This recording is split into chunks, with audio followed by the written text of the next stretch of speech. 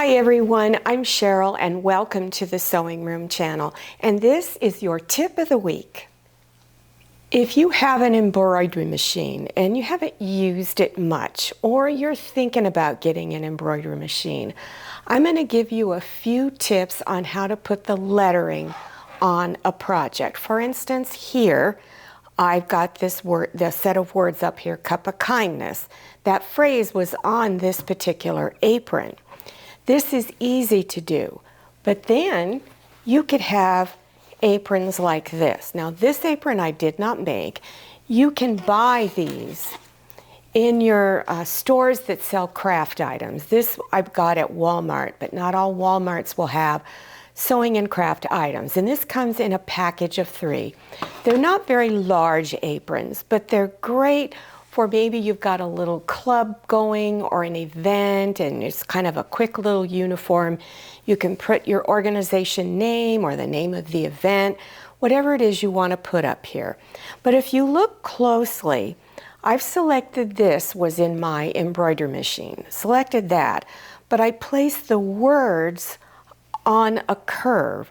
So I'm going to show you just how easy it is to do this on your embroidery machine. So let's go over to my embroidery machine. Then I want to go into embroidery, so click on that.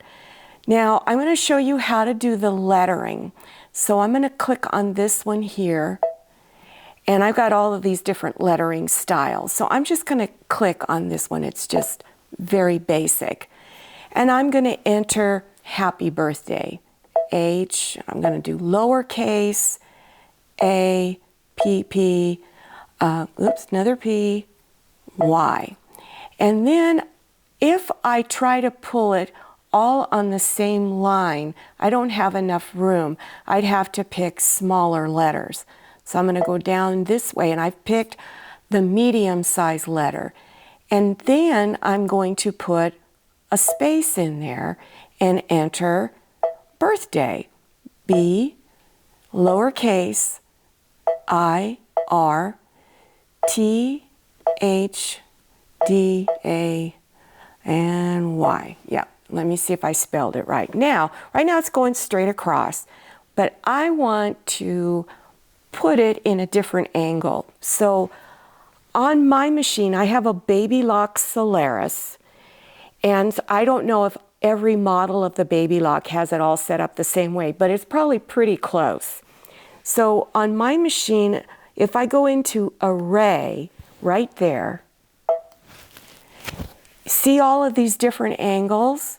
So if you want to just leave it straight, that's fine. Then you have angles like this and other little slight curves, very big curves, different arches.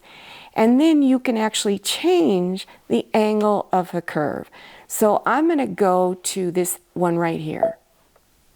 And it goes way up like that. Now, it's a little too extreme for me, so I'm going to go down here to the bottom and see where it has an arrow that said it's going down to the right. I can just push that until I get it to the angle I want. Maybe I don't want it as sharp an angle. So once you like it, then you can continue on into your next step. But if you don't like it, you can go right back to this one and it puts it in straight. So I'm going to go back to, let's see what it looks like on a circle. See right there? So you can even expand it and make it a little larger if you want, or maybe you don't want as sharp of a circle. Then of course you go down here and you can change it a little bit. Or if you want just a horseshoe, it put it the same. So here we go. This one there, kind of a half circle. There it is. So once you're happy with it, then you just go back to your previous screen and then say set. That means you like it. Now let's say you want to do some different things to it. Go up here to edit, and you can make it a little bit larger by going to size. And then you see all of these arrows going every which way. That tells you the direction that it's going in. So if you want it to stretch all 4 ways, you would click on the one here, and you would just keep going until it's the way you like it. Or if you want it just to go in another angle, you just keep pressing until it gets to the angle that you like it. Once you like it, you say, okay. Now, you can also, in Edit, you can move it around. So you can rotate it. And you can just say, okay, I want to go 10 degrees in the other direction. It just moved it slightly. Or if you want to just move it a little bit more, it'll do that. Or if you want to do a complete 90-degree flip, it'll do that.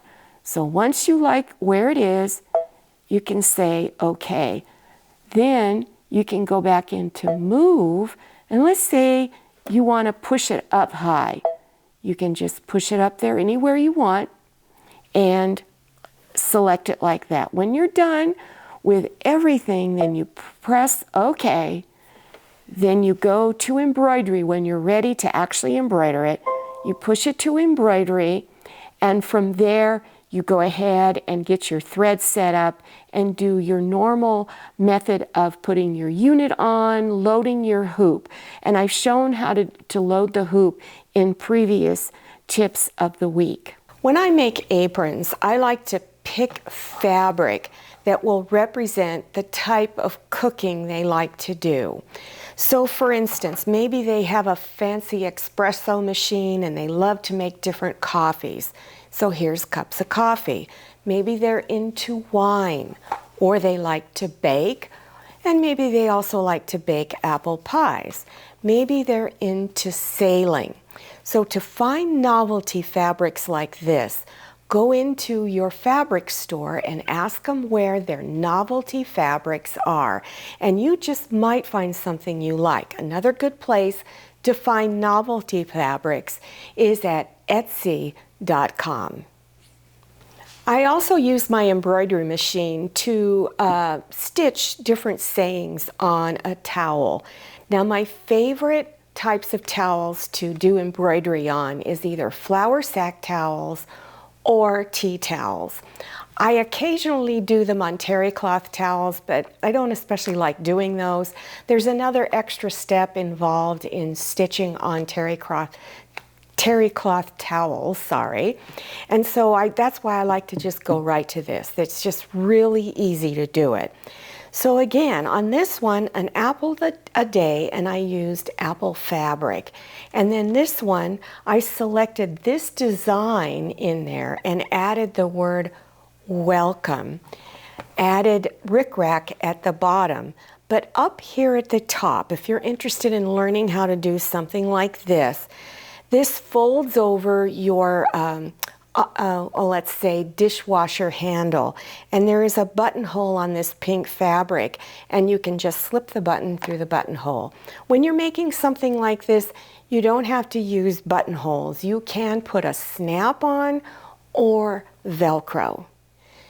Well, I hope you enjoyed this tip of the week and that you've learned something new. Remember, if you're thinking about getting an embroidery machine, test them out. Go to a sewing machine dealer store and ask them to show you things that are in your price range. They can range from about $1,000 up to maybe $30,000. So make sure you start out small before you spend too much money. If you're interested in other links to other tutorials and tips of the week that I have, then go ahead and check down below your YouTube screen in the description section. Scroll down till you see the word more, click on it, and that section will expand open and you will see the links appearing.